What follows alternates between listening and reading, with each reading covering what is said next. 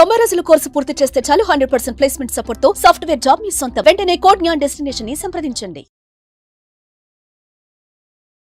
నమస్కారం అలగరి రవీంద్రనాథ్ గారు. నమస్తే అండి సిరి గారు. భర్త నుంచి వచ్చే మెయింటెనెన్స్ భారీ విషయంలో అనేక రకాల తీర్పునైతే రీసెంట్గా కోర్టు అయితే ఇవ్వడం జరిగింది. అందులో భాగంగానే చాలా ఎక్కువగా రీసెంట్గా జరిగిన విషయం ఏదైతే ఉందో, అంటే భర్త నుంచి వచ్చే భరణం ఏదైతే మెయింటెనెన్స్ ఉందో, భార్య చదువుకున్నప్పటికీ ఒక జాబ్ చేయకుండా ఇంట్లో కూర్చుంటే వస్తుందా రాదా అన్న దాని గురించి ఒక ల్యాండ్ మార్క్ జడ్జ్మెంట్ అయితే ఇవ్వడం జరిగింది.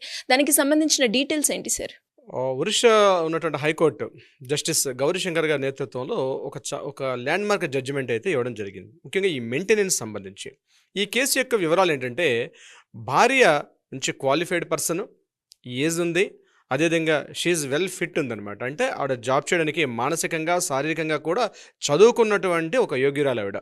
అయితే కేవలం భర్త మెయింటెనెన్స్ విషయం మీద ఆవిడ జాబ్కి వెళ్లకుండా, ఆవిడ ఏమీ కాకుండా కేవలం నాకు మెయింటెనెన్స్ కావాలి, మెయింటెనెన్స్ కోసం అని చెప్పి ఆవిడ ఆల్రెడీ చేస్తున్న జాబ్ను కూడా రిజైన్ చేసేసి ఇంట్లో కూర్చుంది. నాకు మెయింటెనెన్స్ ఇస్తే తప్ప నేను ముందుకు వెళ్ళలేను, నా లైఫ్ని డీల్ చేయలేనని చెప్పి ఆవిడ ఆబ్జెక్షన్ పెట్టడం జరిగింది. దీనికి సంబంధించి భర్త ఎవరైతే హస్బెండ్ ఉన్నాడో అతను కోర్టును ఆశ్రయించి, ఆమె ఆల్రెడీ క్వాలిఫైడ్, అన్ని రకాలుగా ఆవిడ ఫిట్మెంట్ ఉంది, అయినప్పటికీ కూడా ఆవిడ జాబ్ చేయకుండా కేవలం నన్ను వద్దంటుంది, బట్ నా మెయింటెనెన్స్ కావాలని చెప్పి నన్ను అనేక రకాలుగా ఇబ్బంది పెడుతుందని చెప్పి అతను హైకోర్టును ఆశ్రయించడం జరిగింది. సో ఫ్యామిలీ కోర్టు ఇచ్చిన తీర్పుని ఆయన ఛాలెంజ్ చేస్తూ హైకోర్టుకి వెళ్ళిన తర్వాత హైకోర్టు దీని మీద ఒక ల్యాండ్ మార్క్ జడ్జిమెంట్ అయితే ఇవ్వడం జరిగింది. ఆ జడ్జిమెంట్ ఏంటంటే, ఒకవేళ మహిళ అంటే భార్య అటువంటి సందర్భంలో, అంటే పూర్తిగా క్వాలిఫైడ్ ఎడ్యుకేషన్ అయ్యి మానసికంగా శారీరకంగా పూర్తిగా ఉన్నప్పుడు జాబ్ చేయాలి తప్ప మెయింటెనెన్స్ మీద ఆధారపడి ఉండకూడదు అని చెప్పి ఒక ల్యాండ్ మార్క్ జడ్జిమెంట్ అయితే ఇవ్వడం జరిగింది. ఇది ఇటీవల కాలంలో, అదేవిధంగా ఇది మహిళల సైడ్, అంటే మహిళలు అన్ని రకాలుగా ఇటీవల కాలంలో ఉద్యోగాలు చేసుకుంటున్నారు, జాబ్ చేసుకుంటున్నారు, బిజినెస్లు చేస్తున్నారు, అన్ని రకాలుగా ఫైనాన్షియల్గా బాగున్నారు. కానీ కేవలం ఈ ఒక్క కారణాన్ని సాగ్గా చూపుతూ తాత్కాలికంగా మెయింటెనెన్స్ని జాబ్ని ఆపేసుకుంటూ మెయింటెనెన్స్ మీద డిపెండ్ అవ్వడం, హస్బెండ్ మీద డిపెండ్ అవ్వడం తరచుగా చూస్తున్నాం. దానికి పులి స్టాప్ పెడుతూ ఒరిస్సా హైకోర్టు ఇచ్చినటువంటి ఈ ఏదైతే జడ్జిమెంట్ ఉందో, ఇది కొంత వెసులుబాటు ఉండే అవకాశం కూడా ఉంటుంది. ఇలానే కాకుండా ఇది కేవలం మహిళల సైడే కాకుండా హస్బెండ్ సైడ్ కూడా ఉంది. పంజాబ్ హర్యానా హైకోర్టులో దీనికి సంబంధించిన కేసు కూడా ఉంది. అతను ఏం చేశాడంటే, ఎక్కడ భార్యకి మెయింటెనెన్స్ ఇవ్వాల్సి వస్తుందో అని చెప్పి తను పూర్తిగా ఉద్యోగాన్ని దాన్ని పూర్తిగా మానేసి తన ఇంట్లో కూర్చోవడం జరిగింది.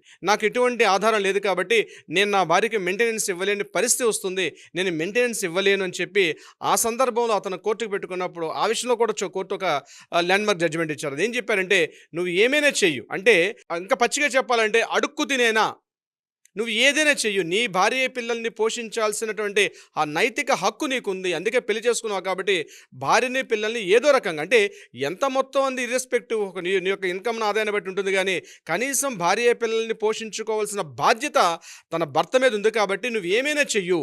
దీన్ని ఇంకా చెప్పాలంటే దొంగతనం చేసైనా సరే భార్యని పోషించుకోమని చెప్పారు. కానీ జడ్జిమెంట్ అలా చెప్పలేదు దొంగతనం అని.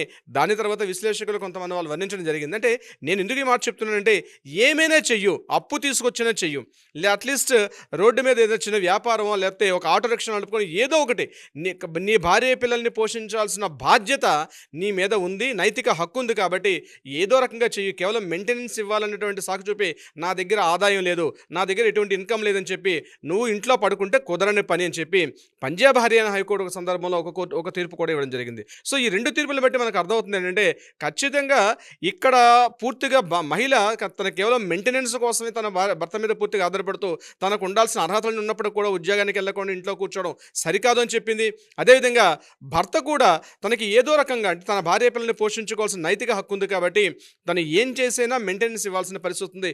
ఎటువంటి సందర్భాల్లో ఆ భార్య సరైన యోగ్యత లేని పక్షంలో, ఆ భార్య ఉద్యోగం చేసుకున్న స్థాయిలో లేనప్పుడు తప్పనిసరిగా భార్య పిల్లల్ని పోషించుకోవాల్సిన అవసరం ఉందని చెప్పి పంజాబ్ హర్యానా హైకోర్టు కూడా తీర్పడం జరిగింది. ఇక్కడ ఈ రెండు తీర్పుల వల్ల మనకు అర్థమవుతుంది ఏంటంటే, తప్పనిసరిగా పెళ్లి అంటే వైవాహిక వ్యవస్థ వచ్చిన తర్వాత భర్త భార్యను పోషించాల్సిన బాధ్యత ఉంది. కానీ భార్య ఒక యోగ్యురాలు లేనప్పుడు తప్పనిసరిగా ఆ మెయింటెనెన్స్ విషయం మీద డిస్కషన్ చేసే అవకాశం ఉంటుంది. అయితే ఇక్కడ మరలా ఇంపార్టెంట్ ఇంకో విషయం కూడా, మరొక తీర్పు కూడా ఉంది, మీకు నేను చెప్తాను. ఫర్ ఎగ్జాంపుల్, భర్త యొక్క ఆదాయం నెల వచ్చేసరికల్లా 1,00,000 రూపాయలు ఉందనుకుందాం. ఇక్కడ తన భార్య పిల్లల విషయంలో మాత్రం తను చాలా ఇబ్బంది ఇబ్బందులు పడుతూ అద్దెలలో ఉంటూ, అంటే అద్దెలని క్వశ్చన్ కాదు నేను చెప్తున్నాను, చాలా అత్యంత సాధారణ జీవితాన్ని గడుపుతూ అత్యంత లేఖిగా నా దగ్గర ₹1,00,000 జీతం ఉంది కాబట్టి నా ఖర్చులను చూపించేసి నేను కేవలం ఒక ₹5,000 ఇస్తాను, ఒక ₹4,000 ఇస్తాను, ఒక ₹3,000 ఇస్తాను, నాకు ఇన్ని ఖర్చులున్నాయి, ఇన్ని ఈఎంఐస్ కట్టాలి, నాకు అంత బర్డెన్ ఉంది కాబట్టి అని చెప్పి ఆ భార్య పిల్లలకి సరైనటువంటి కనీస ఆహారం లేకపోతే దుస్తులు, వసతి లాంటి సౌకర్యాలు కల్పించకుండా ఏదో నామమాత్రంగా ఉన్నటువంటి ఖర్చులు ఇస్తే మాత్రం కుదరని పని. నువ్వు ఏ స్థాయిలో మెయింటైన్ చేయగలుగుతున్నావో నీ స్థాయికి తగ్గట్టుగా నీ భార్య పిల్లల్ని చూపించుకోవాల్సిన అవసరం ఉందని చెప్పి కూడా కొన్ని కోట్లు తీర్పు ఇవ్వడం జరిగింది. అంటే ఉదాహరణకి అతనికి సంవత్సరానికి ఆదాయం ఒక ₹1,00,00,000 వచ్చిందనుకోండి, నాకు ₹1,00,00,000 ఇన్కమ్ ముందుగా నా వ్యాపారంలో రకరకాల అవసరాలు ఉన్నాయి కాబట్టి నేను ఆమెకి నెలకు వచ్చేసరికి ఒక ₹10,000 ఇస్తుంటే అది కూడా కుదరని పక్షం. అంటే నువ్వు ₹1,00,00,000 మంత్లీ ఒక సంవత్సరానికి ₹1,00,00,000 తెచ్చుకొస్తున్నావు అంటే నీ స్థాయికి తగ్గట్టుగా నీ కుటుంబానికి కూడా ఒక సామాజిక హోదా కల్పించాల్సిన బాధ్యత కూడా ఆ భర్త మీద ఉంటుంది కాబట్టి తప్పనిసరిగా అటువంటి సందర్భాల్లో అంటే హోదాను కూడా పరిగణించాలి. అంటే నువ్వు సంపాదించుకుంటున్నాను కాబట్టి నాకు ఖర్చు ఉన్నాయి కాబట్టి నా భార్య పిల్లలకి దుస్తులకు కానీ, వసతికి కానీ, భోజనానికి కానీ లేకుండా ఏదో నామినల్ ఛార్జెస్ ఇస్తాను అని చెప్తే అట్లాంటి సందర్భాల్లో కుదరదని చెప్పి కూడా కొన్ని సందర్భాల్లో కోర్టులో తీర్పులు ఇవ్వడం కూడా జరుగుతుంది. అంటే ఇక్కడ మెయింటెనెన్స్ అన్నది కొన్ని విషయాల్లో గుదిబండగా మారుతుంది కొన్ని భర్తల విషయంలో. దీని మీద ఇటీవల కొన్ని కేసులు కూడా మనం చూస్తున్నాం. కొంతమంది ఆత్మహత్యలు చేసుకునే ప్రయత్నాన్ని కూడా వెళ్తున్నారు భార్యలు. అంటే నాట్ ఓన్లీ మెయింటెనెన్స్ ఒకటే కాదు, కోర్టుల చుట్టూ తిరగడం, దీని మీద భార్య 490 కేసు పెట్టడం, దీని మీద కోర్టుల చుట్టూ తిరుగుతూ ఒక మానసిక క్షోభను అనుభవిస్తూ ఇటీవల కొన్ని కేసులు కూడా మనం చూసాం. అయితే ఇక్కడ వీటి చెక్ పడుతూ మెయింటెనెన్స్ అన్నది కంపల్సరీ చేయాల్సిన అవసరం అయితే ఉంటుంది.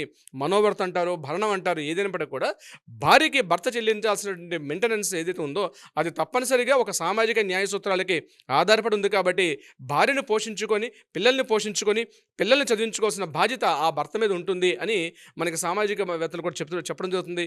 దీనికి సంబంధించి అనేక రకాలైన జడ్జిమెంట్స్ కూడా ఇటీవల కాలంలో ఒక్కొక్క కోర్టు నుంచి కూడా వస్తున్నాయి. దీనికి నేను ఇప్పుడు చెప్పినట్టుగా పంజాబ్ హర్యానా హైకోర్టు, మన ఒడిషా కోర్టు, అదేవిధంగా ఆంధ్రప్రదేశ్ హైకోర్టులో కూడా కొన్ని తీర్పులు కూడా రావడం జరిగింది.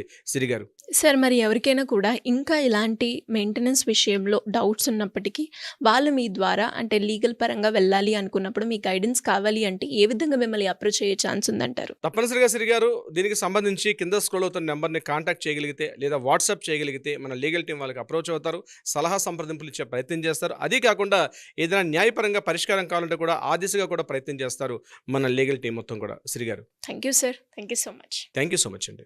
సుమన్ టీవీలో మీ పర్సనల్ అండ్ బిజినెస్ ప్రమోషన్స్ కోసం కింది నెంబర్కి కాంటాక్ట్ చేయండి.